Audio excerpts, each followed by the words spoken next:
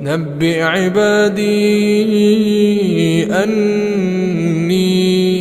أنا الغفور الرحيم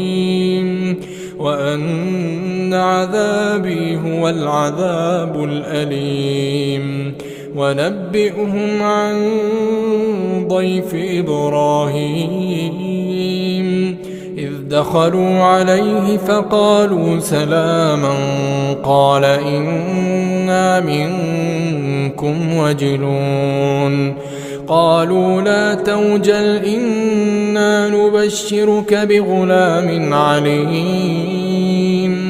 قال أبشرتموني على أن